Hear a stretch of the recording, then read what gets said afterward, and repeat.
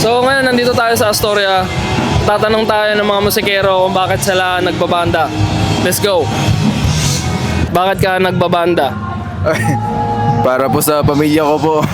Shout out po sa lola ko, nasa Batanes po sila. Thank you, thank you. Ayos mong kausap. Bakit ka nagbabanda?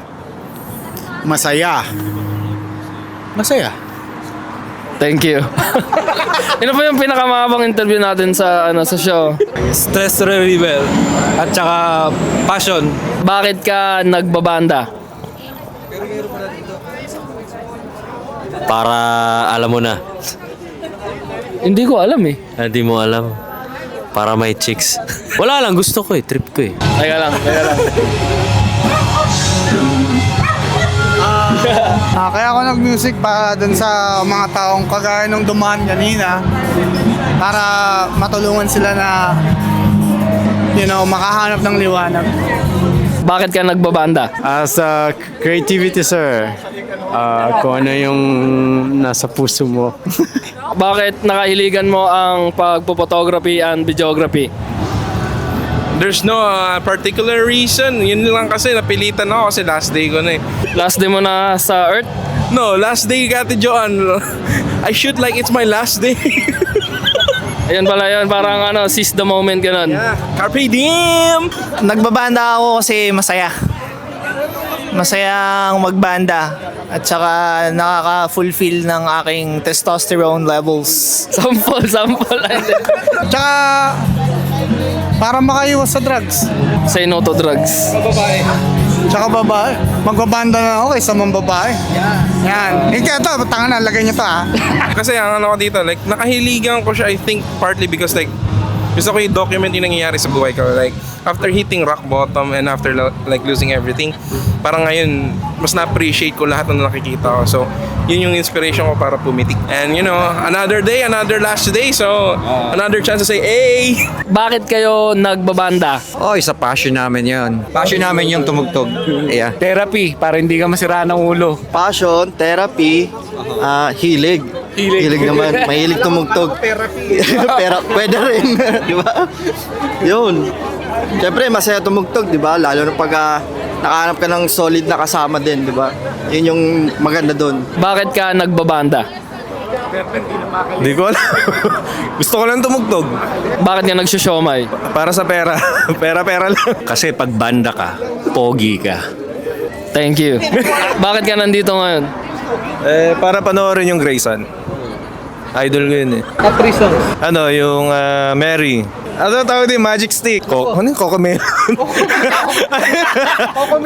Coco Pop. Anong pangalan ng banda mo at anong genre yung mga tinutugtog nyo? Ayun, Right Ready, it's a Paramore tribute. So, medyo challenging siya sa new album, pero the old songs are good to go. Ako pala ang Lana, isa sa member ng Lana. Anong genre? Alternative pop or rock. Pwede na rin. Kahit kung anong pasok. Masaya. Para lang masaya. Banda na masaya. Ganun lang. Masaya. Babalik tayo sa unang tanong. Masaya. Sa War, dati naming banda. Actually, si Justin, drummer namin, tsaka si Alec, the cameraman, dati namin vocalista. Yung rap group namin, Dos Gachos. Check out nyo rin. Medyo okay din kami. Bola bago droga. Lumalago na ang Bullballers. Nagsimula sa 4. Ngayon 30 na. Binata na. Banda ko, shoutout sa All Year Long. Genre namin, punk rock, post-hardcore, emo, I don't know, sama-sama na. Yun, Megus, yeah. Pwede. Pero mostly sa post-hardcore. Dalawa banda ko, Kings United, 90s rock. Tapos yung isa, Danger Blanket. Ganun din, 90s rock din. 90s rock din. Oo. Aggressive ng konti. Shout out to my bandmates. Mga tulog na yan kasi mas matatanda sa akin. Ang tanong ko ngayon, sinong pinaka-pogi sa banda nyo? Putangin na. Kahit hindi na ako pogi, basta Grayson pogi, masaya na ako. Si kapatid ko po. Shoutout sa kapatid ko, Ned Alicando. Kami yung The Uncles. Bali, mix yung genre namin. Mostly mga mga Rock alternative. alternative yan. Grunge yan, mga yan. Mga 90s 90s rock. Mga age appropriate. Age appropriate. Mga Tito Rock. Tito rock, yes. Tito rock. Dati tumutugtog kami ng metal, tinatawag kaming Ozawar pare. Tapos ngayon Grayson kasama to. Nag-interview. Yun lang. Anong pangalan ng banda nyo at anong mga tinutugtog nyo? Barbs Project at saka Lifeline. Bale, cover band pareho. Cover band. Yeah. Ba't ang dami mong tato? Addict ako eh. Sa tattoo.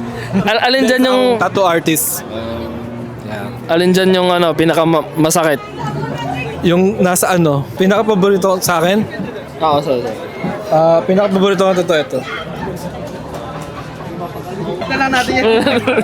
Cut. EP wala pa, pero single namin lalabas sa June 5. Doon tayo sa shop sa East Manila Inc. Open jam yun. Pwede. Bring your own chair.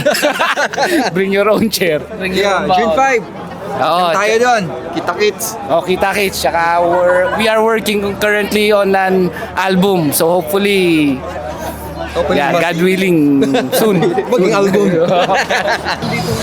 Bakit ka nandito ngayon? Support Grayson. Idol ko sila. OPM. They're more of like my idols. Itchy Worms, Eraserheads, and a little bit more of like Mayonnaise. Yun yung parang pinapakinggan ko when I grew up and when I play guitar. So, yeah. Alam mo ba guys yung bandang Grayson guys? Yo. Hindi, medyo pamilyar. Yo, mainit yan yo. Palakas yan sa Spotify ngayon. Follow nyo po sila. Matter of fact, nandito po tayo sa showing po nila ngayon. Sila po ang main band. Ang album release po nila, Teleportal. Yan naman Hoy, represent. Kasi album launch namin ngayon sa Grayson. So sana magustuhan nyo. Nasa Spotify na po siya. Search nyo lang Grayson and then lalabas na yun doon. Title po ng album, Teleportal. Paboritong kanta ko sa Teleportal siguro siguro Sunrise. Kung hindi ka nagbabanda, ano sana ginagawa mo ngayon? Wala, isa akong nurse. Then, music is good, yo. Music is good for the soul, pare. Rock and roll. Rock and roll. Rock and roll. Thank you po.